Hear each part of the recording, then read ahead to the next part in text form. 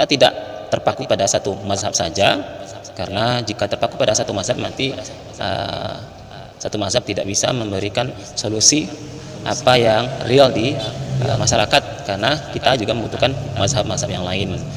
Karena memang tidak bisa dipungkiri, kita tidak bisa kalau hanya terpaku pada satu madhab. Faktanya kita akan kesulitan kalau kita hanya terpaku pada satu madhab saja. Assalamualaikum warahmatullahi wabarakatuh. Bismillah, alhamdulillah, wassalatu wassalamu ala rasulillah. Teman-teman, semoga senantiasa dirahmati dan semoga senantiasa dalam lindungan Allah Subhanahu wa taala. Teman-teman, disclaimer dulu ya, ini adalah video yang saya buat tidak bermaksud untuk membuat kegaduhan atau membuat perpecahan di antara kaum muslimin. Ini adalah video yang bisa didiskusikan, karena materi yang dalam video ini adalah materi yang bisa menjadi bahan diskusi dan bahan ya saling bertukar pikiran begitu ya teman-teman. Silakan setuju ataupun tidak setuju. Pertama, tentang mazhab atau tidak bermazhab ya, bermazhab atau tidak bermazhab. Karena ada seorang ustadz yang memberikan respon kepada jawaban Ustadz Mujiman ketika ditanya apakah mazhab dari Muhammadiyah. Apa madhabnya Muhammadiyah? Kenapa Muhammadiyah tidak bermadhab? Ini pertanyaan netizen ya. Jadi kenapa atau apa madhabnya Muhammadiyah? Kenapa Muhammadiyah tidak bermadhab? Nah, sebenarnya Muhammadiyah itu bermadhab. Madhabnya ya tidak bermadhab. Nah, tidak bermadhab itu madhab. Madhab itu pandangan. Jawaban dari Ustadz Mujiman itu mendapatkan reaksi dari seorang ustadz dari Aswaja, yang mereka atau ustadz tersebut yang meyakini bahwa bermazhab itu sangat perlu atau memang harus bermazhab, dan mazhab tersebut adalah mazhab Syafi'i. Berikut jawaban beliau. Nah, kalau nggak ikut mazhab memang bingung. Nah, akhirnya nanti memang membingungkan. Tadi ada orang yang dianggap mengikuti fatwa Imam Syafi'i, nggak ikuti fatwa Imam Abu Hanifah, nggak Imam Malik. Ujung-ujungnya memang buat mazhab baru. Jadi bermazhab itu adalah cara termudah mengamalkan agama. Dan memang ujung-ujungnya kalau tidak bermazhab akan muncul mazhab baru. Itu di YouTube ada ustadz satu orang loh. Akhirnya memang dia ngakui, kami memang tidak bermazhab, tapi bukan kami ini punya mazhab juga ujung-ujungnya, katanya. Mazhab tidak bermazhab. Sudah diakui itu. Jadi kata beliau, kami ini memang nggak bermazhab, tapi kami punya mazhab, namanya mazhab tidak bermazhab. Kalau dulu saya pikir nggak berani ini orang berbicara begitu, tapi setelah saya tengok di YouTube, diakui juga. Kata dia bahkan ngasih contoh, nah ini mungkin zaman hampir politik ya. Kata dia, seperti kalau sedang ada pilpres atau pilihan caleg itu, ada orang memilih, ada orang tidak memilih, maka orang tidak memilih itu pilihan, kata dia. Itu contohnya dia itu. Jadi saya punya pilihan untuk tidak memilih. Ya itu akal-akalannya dia. Sama dengan dia katakan, saya punya pilihan namanya mazhab saya, mazhab tidak bermazhab. Itu seolah-olah mungkin dikatakan loh hak Anda, tapi tadi Bapak Ibu, boleh itu haknya dia. Cuma kalau dia mengatakan dia membuat mazhab atau kami memiliki mazhab, itu kan punya syarat seperti tadi. Sudah sesuai atau belum? Sudah terpenuhi atau tidak mazhab yang Anda dirikan itu dengan kriteria-kriteria orang yang boleh membuat mazhab. Nah, hafal Qur'annya bagaimana, pemahaman hadisnya bagaimana, nasakh mansuknya bagaimana, kemudian ilmu fikih, usul fikihnya, kemudian nahwunya, sorofnya. Lah, baca kitab aja, serak itu huruf-hurufnya. Kok ngaku mujtahid, itu kan hal-hal yang betul-betul yang menggelikan di zaman ini. Nah, jawaban beliau itu mendapatkan penjelasan yang sangat detail dari Ustadz Mujiman, alasan mengapa kita tidak bisa terpaku hanya pada satu mazhab saja. Berikut keterangannya. Nah, tidak bermadhab itu madhab. Madhab itu pandangan. Jadi madhab itu pandangan.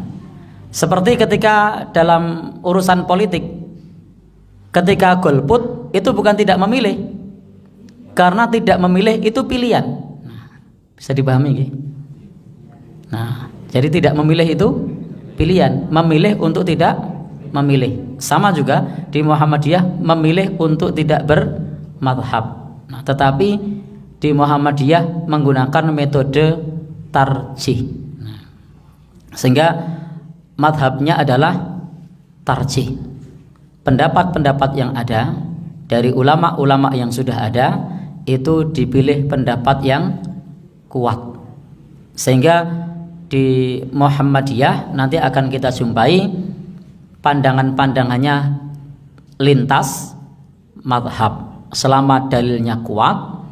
Kemudian di situ ada kajian atau sidang dari majelis tarjih, maka nanti majelis tarjih akan menentukan pandangannya.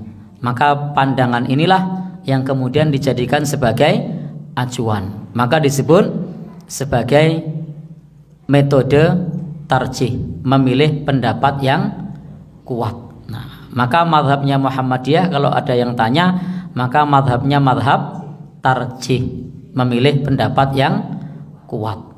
Di satu pendapat ada yang menggunakan mazhab Syafi'i, di pendapat yang lain ada yang menggunakan mazhab Hambali, pada sisi yang lain ada yang menggunakan mazhab Hanafi, dan pada kesempatan yang lain ada yang menggunakan mazhab Maliki.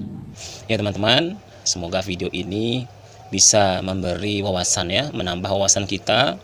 Perlukah bermazhab atau kita tidak terpaku pada satu mazhab saja? Karena jika terpaku pada satu mazhab nanti satu mazhab tidak bisa memberikan solusi apa yang real di masyarakat, karena kita juga membutuhkan mazhab-mazhab yang lain. Karena ada 4 mazhab yang ada di dunia ini, mazhab Imam Hanafi, Maliki, Imam Syafi'i, dan Imam Ahmad. Ya teman-teman, semoga video ini bisa mencerahkan. Terima kasih. Assalamualaikum warahmatullahi wabarakatuh. Karena memang tidak bisa dipungkiri, kita tidak bisa kalau hanya terpaku pada satu madhab. Faktanya kita akan kesulitan kalau kita hanya terpaku pada satu madhab saja. Misalnya kita mengaku untuk bermadhab Syafi'i misalnya, itu paling banter bisa dalam masalah toharoh dan sholat. Kalau nanti sudah menyangkut masalah muamalah, itu sulit. Bagaimana misalnya kita di minimarket mau beli dengan madhab Syafi'i, beli tanya harganya dulu, sepakat deal, baru bayar pakai ijab kabul, saya beli saya jual, kasirnya meneng wae. Bisa enggak? Nggak bisa kan? Ambil dulu baru bayar kan? Bukan bayar dulu baru ambil. Beli bakso, tanya harganya dulu, baksonya berapa? 10.000. Glinding-glindingi biro? Telu, mbok tambahi siji. Oh iya, sudah ditambahi. Ini saya bayar, saya terima. Saya jual, saya beli. Nah, ini mazhab Syafi'i. Prakteknya begitu enggak? Bakso setunggal, makan rambung pinten, gitu. Prakteknya gitu kan? Itu bukan mazhab Syafi'i. Baik. Sehingga Bapak Ibu, memang prakteknya kita tidak bisa kalau terpaku hanya satu mazhab. Nah, di dalam mazhab Syafi'i juga perempuan itu menggunakan cadar. Dagu termasuk aurat. Tapi coba lihat, pakai cadar enggak? Enggak. Dagunya di sini ditutup apa enggak? Yo, mah diarani ekstrim yo toh. Jadi ya gitu. Jadi kita tidak bisa untuk terpaku pada satu mazhab. Baik, sehingga disinilah Muhammadiyah memilih tarjih, memilih pendapat yang kuat. Nah, tarjihnya Muhammadiyah itu dengan menggunakan kerangka namanya bayani, burhani, dan irfani. Jadi menggunakan bayani, burhani, dan irfani. Tekstual, kontekstual, dan hati nurani.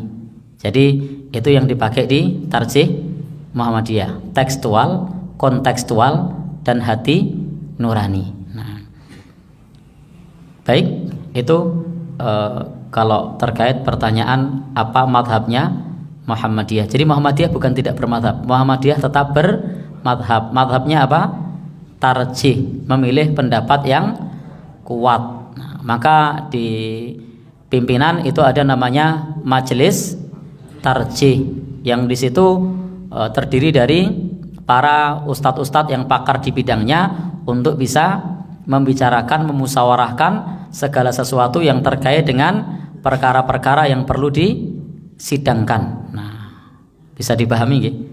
Jadi tidak lantas tidak bermadhab lalu sak penae dewe, tidak, tapi di situ ada para ulama yang menguatkan pendapat-pendapat yang nanti akan dikuatkan dalam sidang majelis tarjih.